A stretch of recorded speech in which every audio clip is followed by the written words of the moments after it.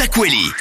Et c'est vous, Kalatoumi Abdiladi, qui s'y prête à cet exercice. Bonjour. Et avec plaisir. Bonjour à toutes et à tous. Ce matin, nous sommes avec le conseiller départemental de Sada Chirongui, Soula Saïd Soufou. Bonjour.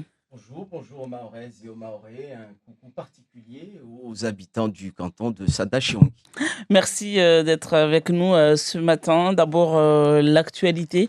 En Nouvelle-Calédonie, 4 morts, dont un gendarme de 22 ans, des magasins incendiés et pillés.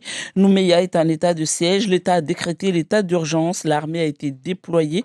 Je vous parle de la Nouvelle-Calédonie parce que les Mahorais demandaient l'état d'urgence pendant les barrages et ça a été refusé. Mais on voit aujourd'hui qu'est-ce qui se passe à Mayotte. C'est sans commune mesure avec ce qui se passe actuellement en Nouvelle-Calédonie. Oui, d'abord, exprimer notre émotion et notre compassion et nos condoléances les plus attristées à l'égard des familles qui ont été endeuillées pendant ces manifestations. Le peuple kanak est un peuple ami de Mayotte, des cousins d'outre-mer avec qui nous partageons le destin de la France. S'agissant de l'état d'urgence, vous le savez, vous venez de le dire vous-même, ce qui se passe là-bas est sans commune mesure avec ce qu'il y a chez nous. Moi-même et l'ensemble des Mahorais ne comprenons pas pourquoi il y a autant de déséquilibre entre le traitement de deux territoires ultramarins qui ont la même destinée française. Pourquoi est-ce qu'un mort mahorais ne vaut pas un mort calédonien? Il ne s'agit pas de faire une concurrence des douleurs, mais d'exiger l'égalité de notre République, mais là, on a des morts d'exiger la fraternité de notre République. On a 4 morts alors que on a des magasins incendiés. On voit cette situation insurrectionnelle. Et Nouméa, on l'a dit, en état de siège. Mamoudzou n'était pas en état de siège. Mamoudzou n'est pas en état de siège aujourd'hui. Madame, combien de morts faut-il pour déclarer l'état d'urgence? C'est ça la question. Combien de Mahorais ont été mutilés ici, dans des actes de terreur inhumaine, qu'on ne voit que dans des régions reculées de régions du monde, qu'on ne va pas évoquer ici car trop douloureux? C'est ça, c'est le déséquilibre entre deux régions, c'est le deux poids, deux mesures que les Mahorais ne comprennent pas. Nous disons ceci à l'État. Après, l'état d'urgence, c'est un dispositif exceptionnel. À Mayotte, la demande, c'était de l'appliquer pour le quotidien. Pour le coup, en Nouvelle-Calédonie, c'est un dispositif exceptionnel pour une situation exceptionnelle. Mais Mayotte est une situation exceptionnelle. Tous les jours, nous vivons des situations exceptionnelles à Mayotte. Quand vous voyez des gens se faire massacrer tous les jours, c'est une situation qu'on vit sur les Champs-Élysées. Quand vous voyez des gens se faire cambrioler, couteau sous comment on dit? La gorge. Sous la gorge. Vous voyez à quel point je suis ému? Non, Mayotte, c'est une exception. Et ce que nous disons, c'est qu'il faut des mesures fortes. La problématique réelle que nous avons avec les gouvernements qui arrivent depuis la fin des grands présidents que nous avons connus, c'est que les gouvernements manquent d'expérience sur les questions de l'outre-mer, manquent d'humilité sur la question d'outre-mer, manquent d'humilité à l'international. Et notre pays, au niveau national, dans les Outre-mer, connaît des tensions. Pourquoi? En Nouvelle-Calédonie et à Mayotte, parce qu'on n'a plus d'expertise gouvernementale sur les questions délicates de l'Outre-mer. On a supprimé le corps diplomatique, on a supprimé le corps des préfets. Et qu'est-ce qu'on a actuellement? Un recul et une perte d'expérience et d'influence de notre pays. Ça, c'est inacceptable. Et j'invite vraiment le gouvernement à écouter les Mahorais. Établir ici l'état d'urgence, personne ne demandait un état d'urgence permanent. Nous avions des difficultés qui étaient réelles, qui étaient connues. Le gouvernement n'a pas souhaité simplement l'établir pour ne pas reconnaître l'échec des politiques sécuritaires ici. C'est tout ce qu'il y avait à dire sur cette question. Cette violence, c'est à cause du DGL, c'est-à-dire cette exception législative qui ne permettait pas aux personnes nées après 1998 ou installées dans l'île après des Français, installés dans l'île après 1998 de voter aux élections provinciales. Que pensez-vous de ce genre de clause, notamment concernant l'avenir institutionnel de Mayotte?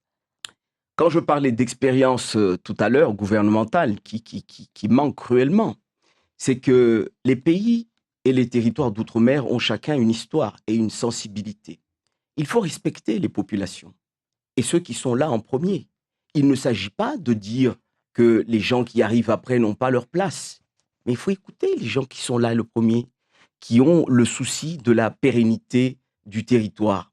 Vous savez, la Nouvelle-Calédonie, nous n'allons pas nous exprimer sur le débat, sur le fond politique. Nous ne sommes pas calédoniens. Tout ce que nous pouvons nous appeler, c'est le calme et la sérénité dans Bien le sûr, vous territoire. serez d'accord qu'il y ait ce Mais genre de clause ici à Mayotte que si on doit encore, parce qu'il n'y a pas l'amendement Virapoulet ici, on peut encore être consulté sur la question du statut de Mayotte. Vous serez d'accord qu'il y ait une clause que certaines personnes naturalisées, notamment, ne puissent pas s'exprimer là-dessus? Mais j'allais y venir.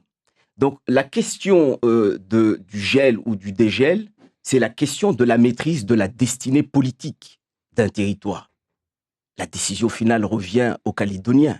Mais le fait de priver les gens de pouvoir maîtriser leur destinée politique, c'est une erreur majeure. Est-ce que Donc c'est il pas un faut déni de qu'elle reste. démocratie? Non. Vous savez, un territoire appartient à quelqu'un. Il faut arrêter ces lubies d'internationalisation et un territoire appartient à un peuple. Donc il faut toujours avoir le souci de préserver la dignité du peuple. Vous voulez revenir à la question mahoraise. Je l'ai bien saisi. J'avais moi-même demandé à ce qu'on puisse réfléchir à ce genre de clause. L'ONU, l'OTAN ont reconnu le fait que les populations pouvaient être arsenalisées. C'est-à-dire quoi? Être utilisées comme des armes pour déstabiliser des territoires. Mais qu'est-ce qui se passe à Mayotte quand on est ici dans une situation où les Mahorais sont minoritaires chez eux? On appelle ça comment? Donc, quand on fait en sorte que le peuple premier du territoire perde la main sur la capacité à maîtriser son destin politique, c'est grave.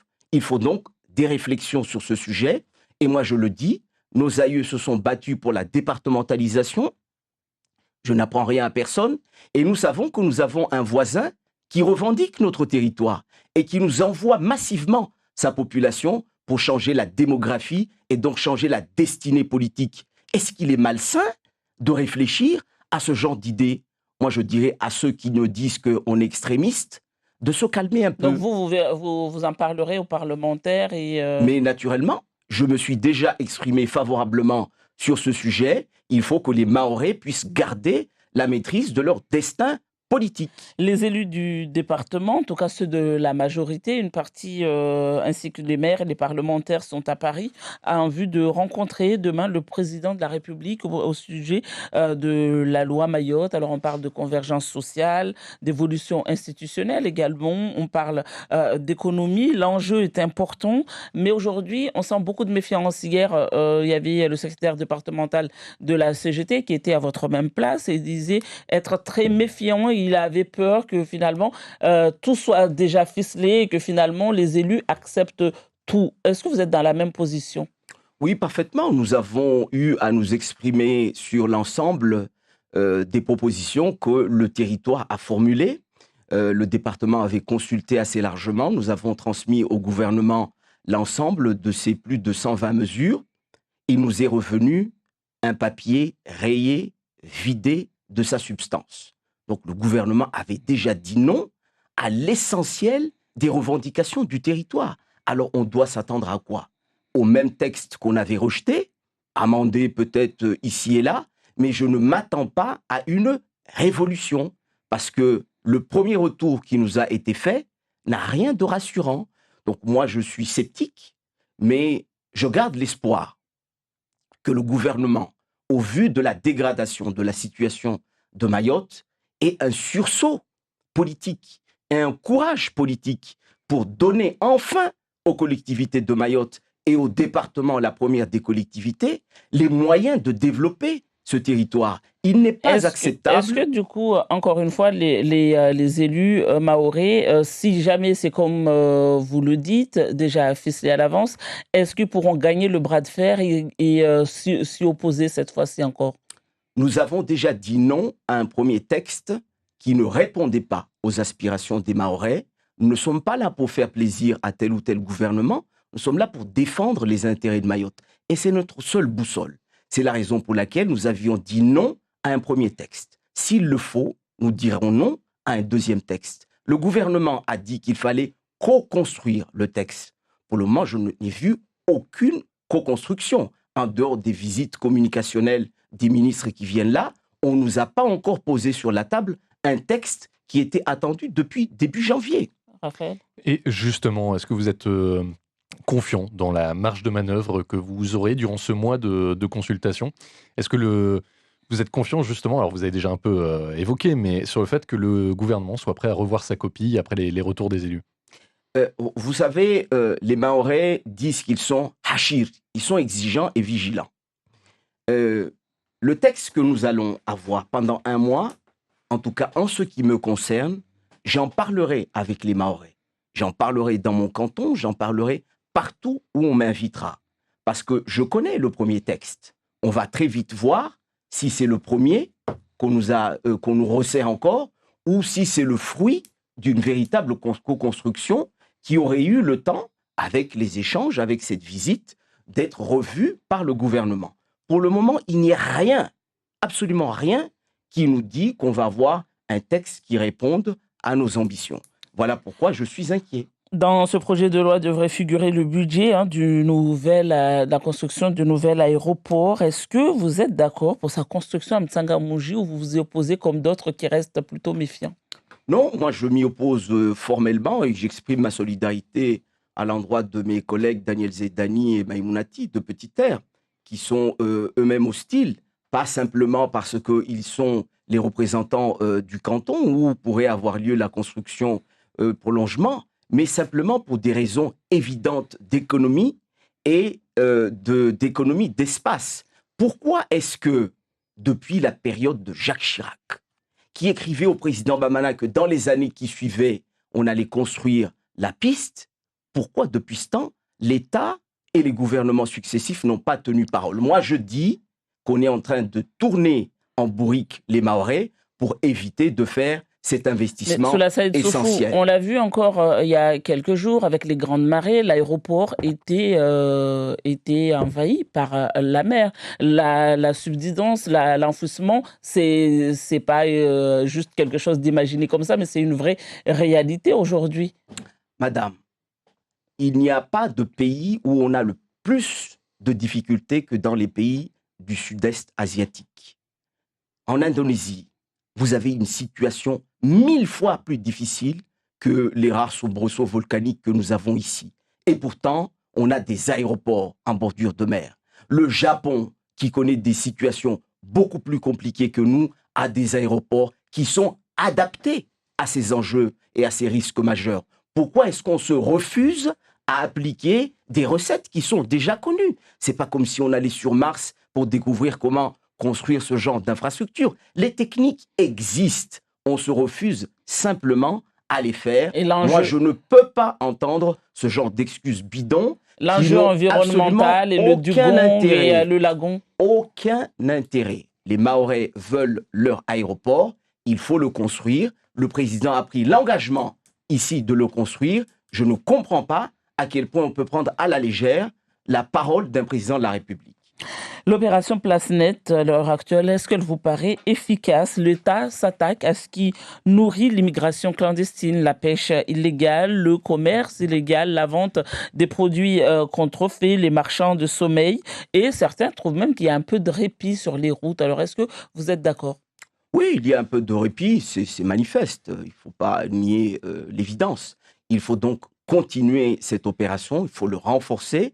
Nous sommes en contact avec les services de l'ordre qui ont notre soutien.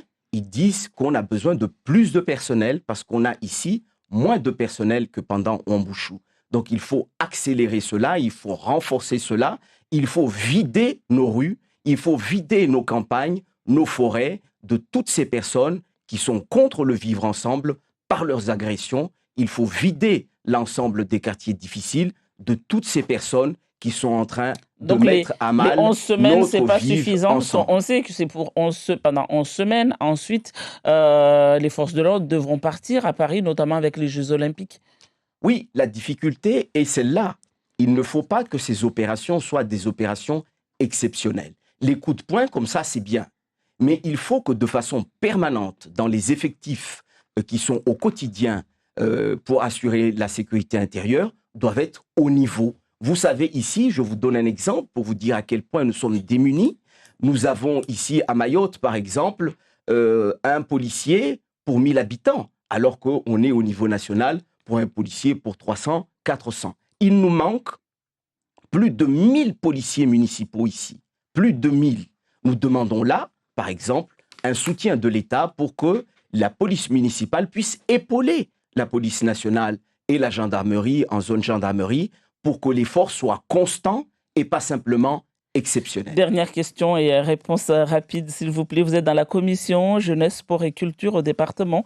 La flamme olympique ne passera pas par Mayotte. Vous le regrettez? Oui, je le regrette. Je salue le courage de mon collègue Eliassir Maroufou qui avait présenté une motion courageuse pour demander le passage de la flamme. La majorité, il fallait débourser 180 000 euros. La majorité départementale s'est refusée. On débourse 200, 1 million, 3 millions d'euros pour des bêtises à l'international dans une coopération qui nous ne rapporte absolument rien. Quelle coopération? Quelle coopération? Alors que la jeunesse de Mayotte qui est en difficulté avait besoin de ce symbole. Donc il faut arrêter ce genre de choses. Ce n'est pas le coût qui était rédhibitoire, c'est simplement un manque de volonté qui est regrettable. Mais après, quand on ne finance pas les clubs sportifs, est-ce que ça n'aurait pas été paradoxal de payer 180 000 euros pour la flamme olympique? Vous savez, il y a des symboles qui comptent et la flamme olympique est un symbole qui comptait et qui compte pour notre jeunesse. Merci beaucoup, Soula Saïd Soufou, pour cet entretien. La première.